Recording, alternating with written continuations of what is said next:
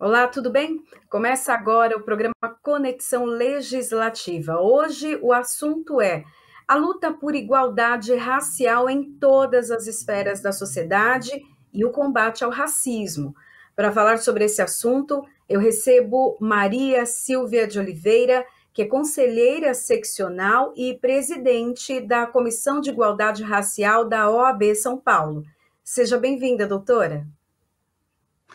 Muito obrigada pelo convite. Olá a todas as pessoas que nos assistem.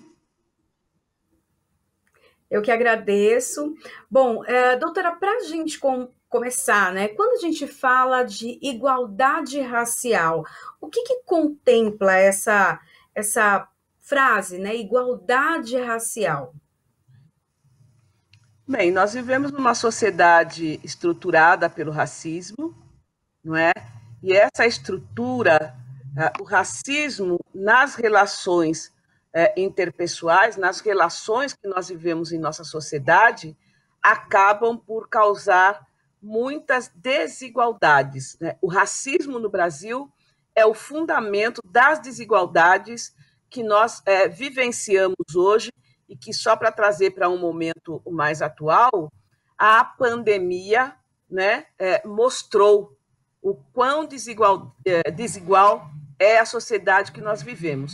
Quando nós falamos de igualdade racial, é tentar fazer com que a luta do povo negro, né, é para que nós tenhamos uma igualdade material, não é? E não só aquela igualdade formal que nós lemos, né, no artigo 5º da Constituição Federal.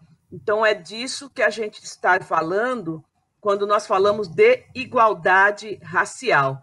É pensar na possibilidade de negros e não negros terem os mesmos direitos, as mesmas oportunidades, não é? Na sociedade que nós vivemos. Eu iria mais longe, né? A igualdade racial que nós almejamos está aí conectada com a questão da justiça racial. É pensar na dignidade da pessoa humana, pensar em cidadania para o povo preto, enfim, falar de justiça racial. A senhora falou que nesse momento de pandemia, isolamento social, essa questão então da desigualdade racial acabou ficando muito latente. Em quais aspectos, né, isso ficou então mais evidente para a sociedade? Bom, eu posso, só para dar um exemplo, né?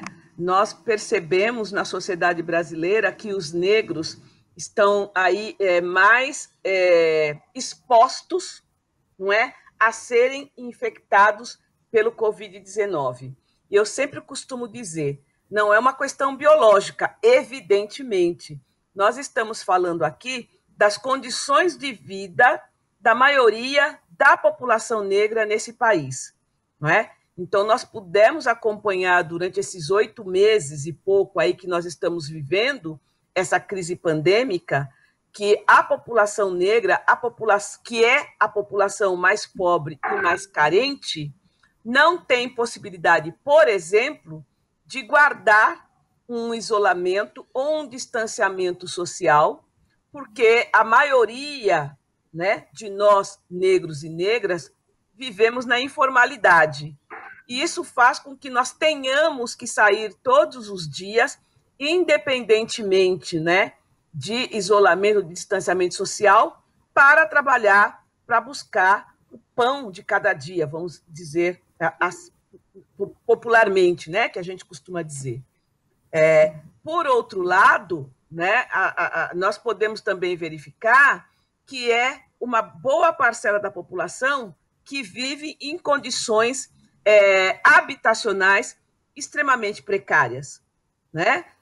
Famílias inteiras, 5, 6, 7, 8 pessoas, vivendo em um cômodo e cozinha, em alguns lugares com falta de água, outras habitações insalubres porque cheia de umidade, não é? Sem ventilação.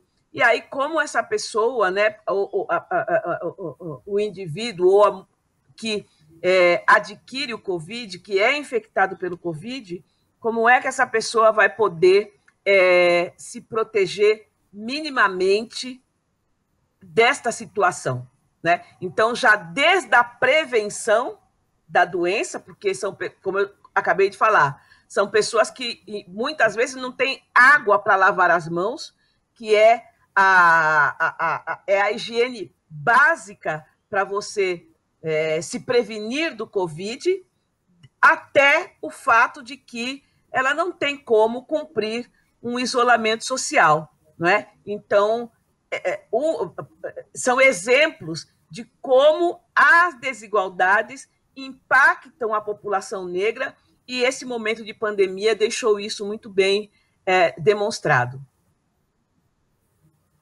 A situação para a mulher negra ainda é pior, não é, doutora? É bastante desproporcional a forma como o racismo afeta a vida das mulheres, porque elas estão nas áreas, né, de atividade do cuidado, não é? Então, como exemplo, na área da saúde, elas fazem aquele trabalho terceirizado de limpeza, né, destas de hospitais, de postos de saúde, enfim. Elas estão nas atividades mais subalternas.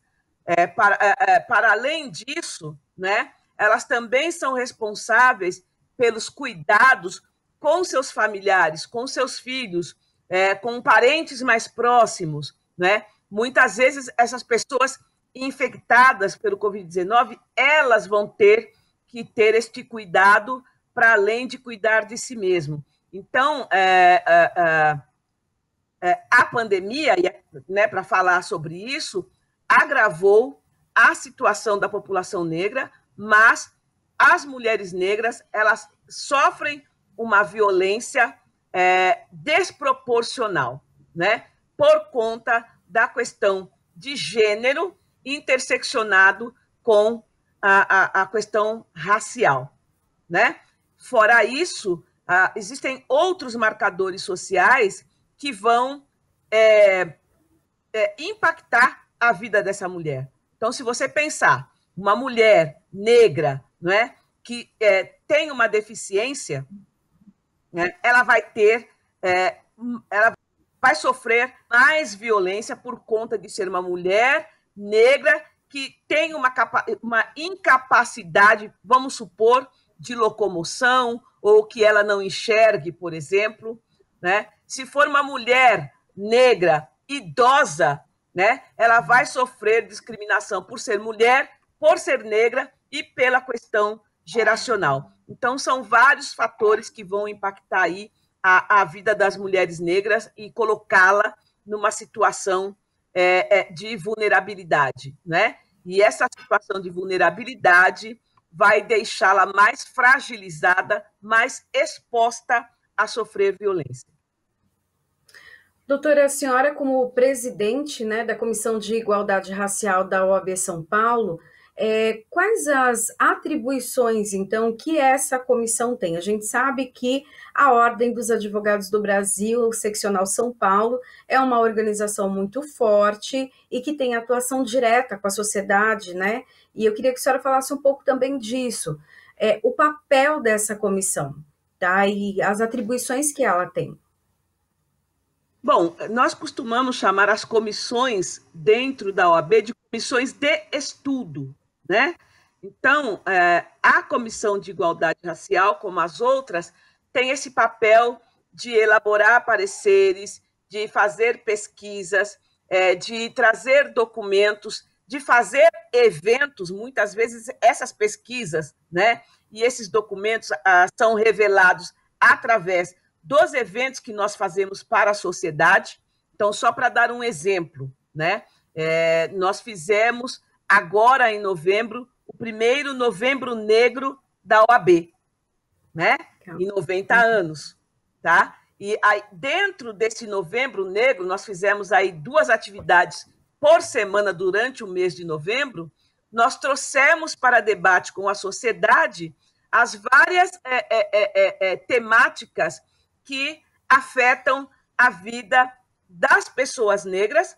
Evidentemente, como nós estamos dentro da OAB, somos todos advogados, advogadas, linkados com a questão do direito, né? Então, falamos desde representação, de genocídio da população negra, de artes, né? Falamos, o nome deste novembro era Memória, Resistência e Reconhecimento, né?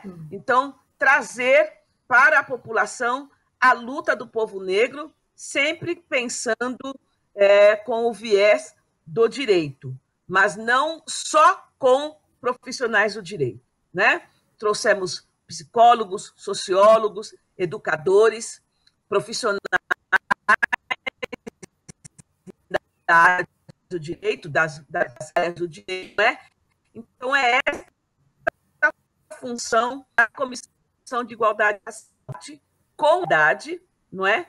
Sobre a questão, pensando aí o direito. Uhum.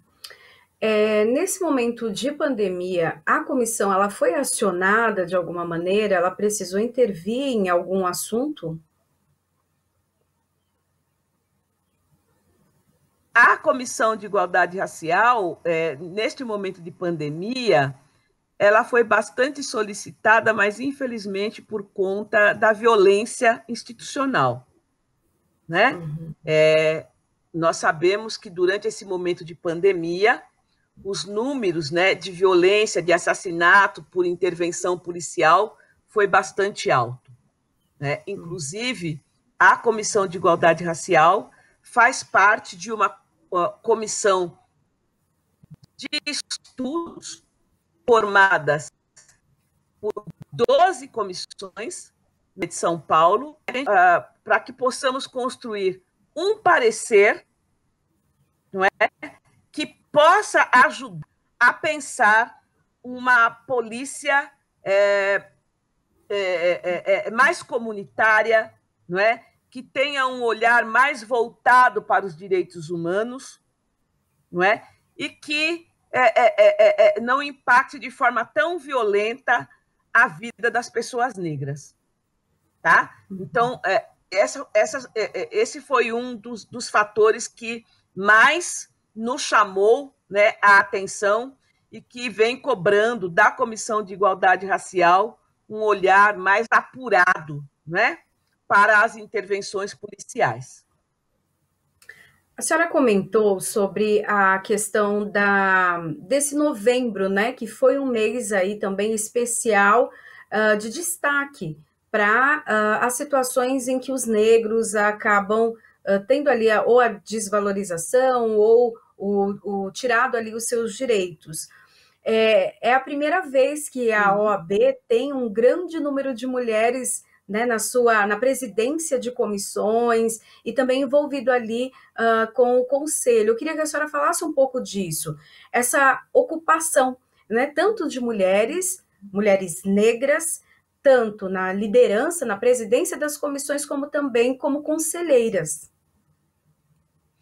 Bom, nós temos uma gestão, né, que durante a sua campanha, né, para assumir a direção da maior seccional que nós temos no Brasil, que é a seccional de São Paulo, que tinha em seu nome, né, o lema Coragem e Inovação. Este lema era exatamente porque trazíamos para esta gestão um maior número de mulheres, né? E também, pela primeira vez, como eu já disse, nesses 90 anos, nós temos no Conselho da OAB de São Paulo 7 pessoas autodeclarados negros e negras. Somos 5 mulheres e 2 homens, não é? Somos 160 conselheiros, fora a direção da OAB, a direção a direção da OAB, da CAASP, da ESA, né? Que são, mas pela primeira vez nós temos esse número, que ainda é muito pouco, não é? Nós precisamos expandir esse número de pessoas negras dentro da OAB, mas que é um avanço bastante significativo se nós pensarmos que em 90 anos nunca tivemos este número.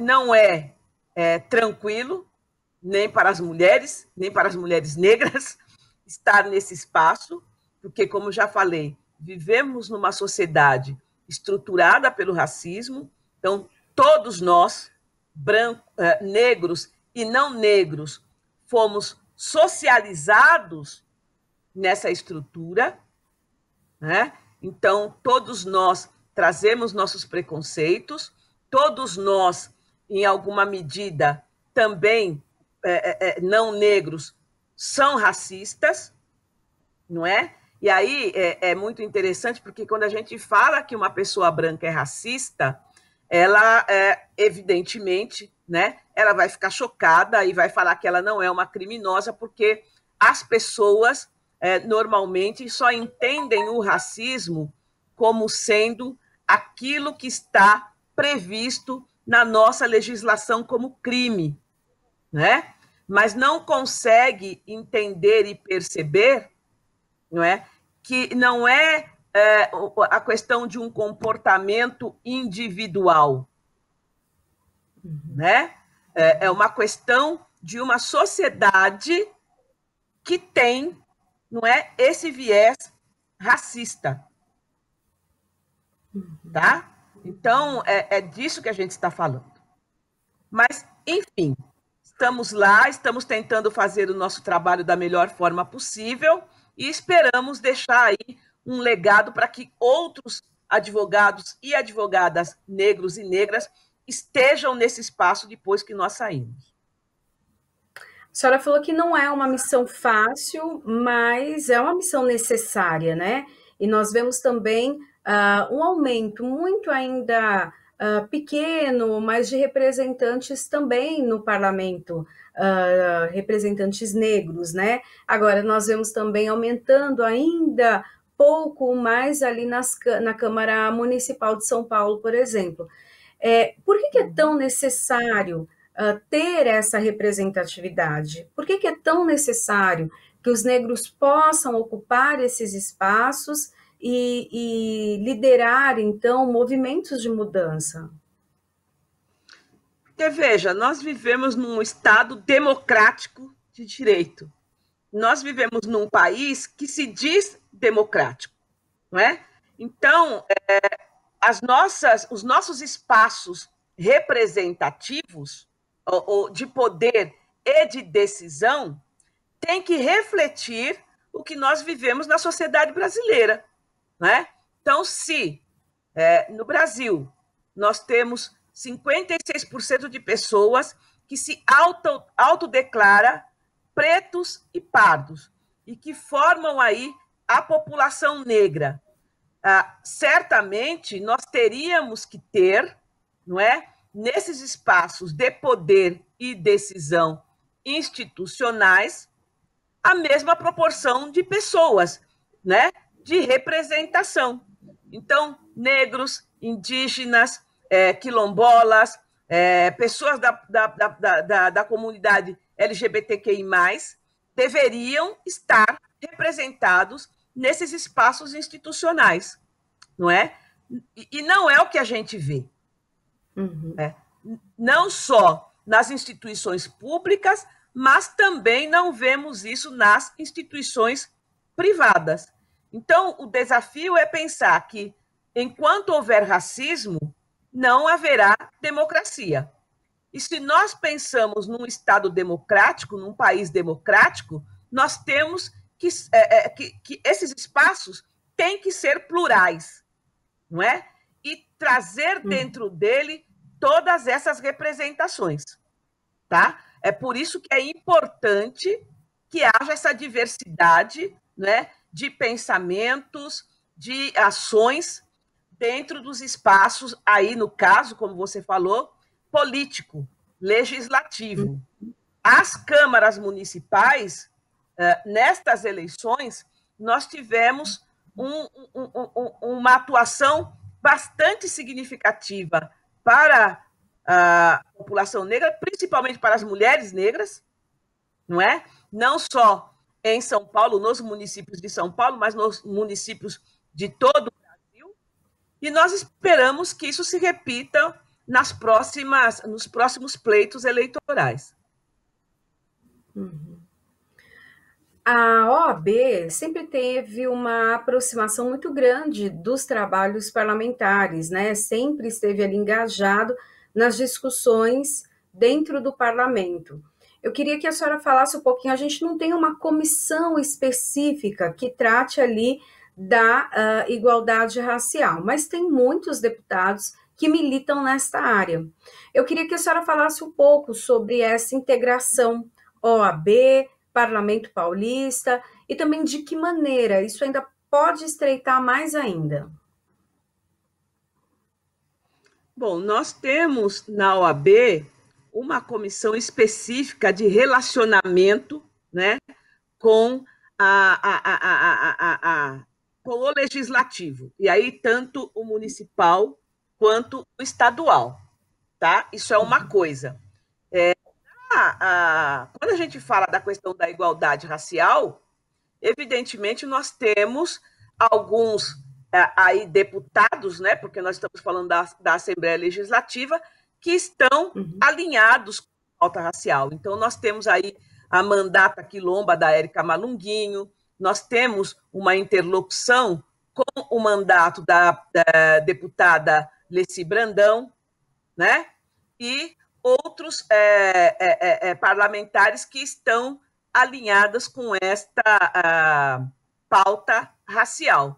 E é nesse sentido que se dá essa interlocução, né? Então, sempre que possível, que nós entendemos que uma legislação tem algum problema ou que a gente possa contribuir, né, com alguma PL, enfim, para tratar da temática racial, não é? Nós procuramos essa interlocução com esses deputados, e aí no caso os citados, com a Casa Legislativa, para que a gente possa melhorar, né, sempre mais a nossa legislação. E nós temos, por exemplo, aí a lei que trata dos crimes raciais, né, de forma administrativa, que nós estávamos trabalhando para que o fundo que é previsto nessa lei tenha uma destinação, né? E eu sei que a deputada Leci Brandão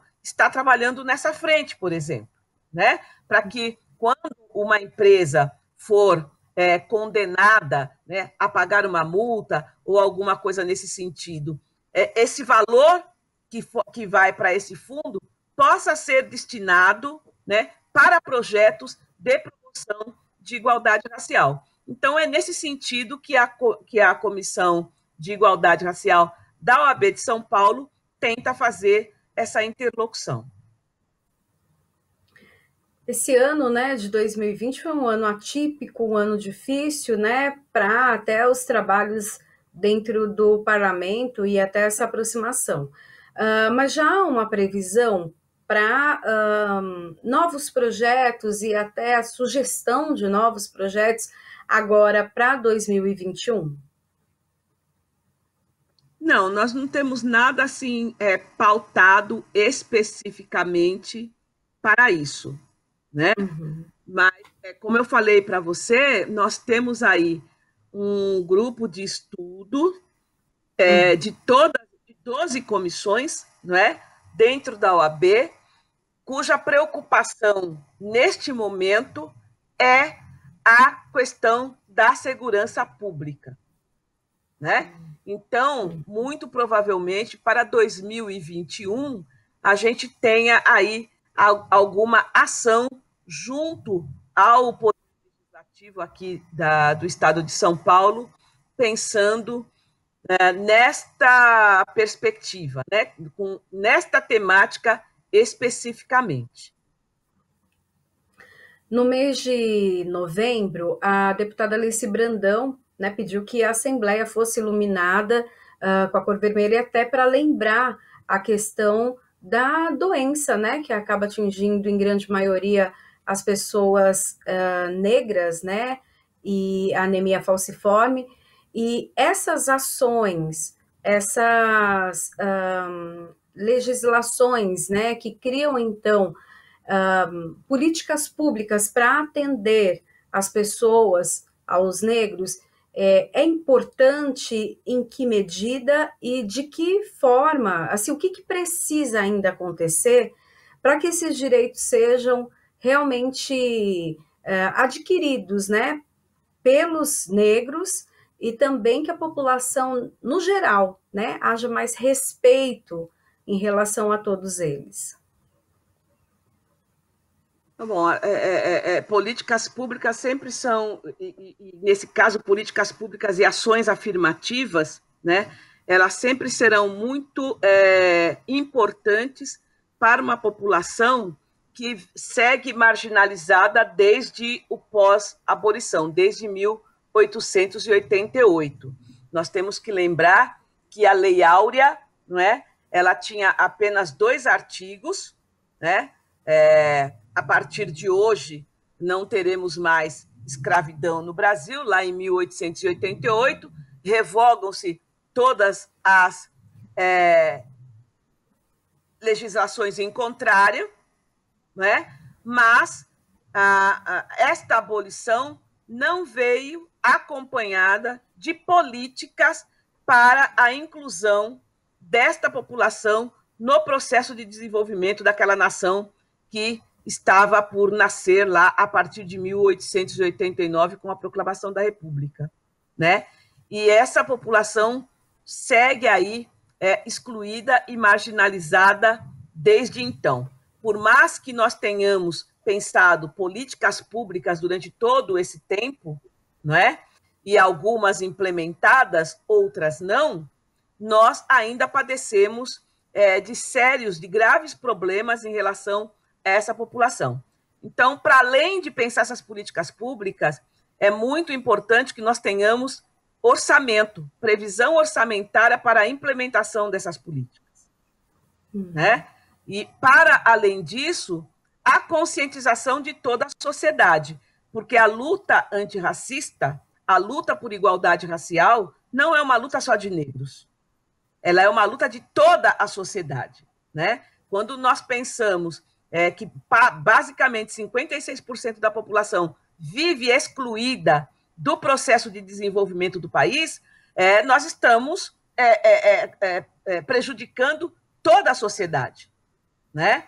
Então, além das políticas públicas, das ações afirmativas, é necessário, não é, que o restante da população, que a população não negra, se engaje nessa luta antirracista, né? Porque não basta dizer que não é racista, é preciso atuar, né? Praticar o antirracismo, tá? Eu acho que é isso. Para a gente terminar, então, doutora, essa nossa conversa, eu queria que a senhora falasse um pouco dessas demandas que ainda existem, né? A gente sabe que existem demandas ali na saúde, tem a questão do racismo, tem a questão de políticas públicas que ainda precisam ser incorporadas. Então, quais são as principais demandas? O que a senhora acha que precisa, o quanto antes, de mudança para que a sociedade seja, então, menos, né, racista e que haja igualdade entre todos, afinal, somos todos iguais. Bom, eu vou me pautar por uma pesquisa que foi elaborada pelo Google o ano passado, né? Que eles fizeram aí uma enquete entre a população negra, isso está disponível, é só buscar, para dizer o que é que mais afligia as pessoas negras naquele momento em que foi feita a pesquisa, que não é um momento tão distante assim. A primeira coisa é trabalho. né? Porque a maioria de nós, como eu disse aqui, não tem acesso ao mercado de trabalho, né? E aí nós temos dados do Instituto Ethos, né, que vem demonstrar esta dificuldade para a população negra, né? A maioria de nós, negros e negras, estamos na informalidade. Então, era a primeira preocupação desta parcela da população. Evidentemente, com o nosso trabalho que nós vamos garantir as condições materiais de existência. Então, por isso, esta preocupação. E a segunda preocupação para essa população é segurança pública, né? Nós estamos vendo aí, hoje mesmo saiu dados, né, de que 12 crianças negras foram assassinadas em janeiro de 2020, não é? Aqui em São Paulo, esses dados não são muito distintos, né? Porque, ao fim e ao cabo, nós temos aí jovens de 14, 16, sempre nessa faixa de 14 a 29 anos, sendo assassinados todos os dias, né? Então, eu penso que, para a gente pensar a promoção da igualdade racial, e como eu disse para você inicialmente, pensar justiça racial, não é? Há que haver políticas públicas que deem conta, né, de inserção no mercado de trabalho para a população negra, né, e pensar uma outra estrutura de segurança pública. Talvez a segurança humana, né, seja o melhor caminho. Bom, eu conversei então com Maria Silvia de Oliveira, conselheira seccional e presidente da Comissão de Igualdade Racial da OAB São Paulo. Muito obrigada, doutora, pelas suas informações. Mais uma vez eu agradeço à TV Alesp pelo convite e um tchauzinho para todos vocês. Obrigada. Obrigada novamente. Bom, o programa Conexão Legislativa fica por aqui. A gente se encontra na programação da Rede Alesp. Tchau, tchau.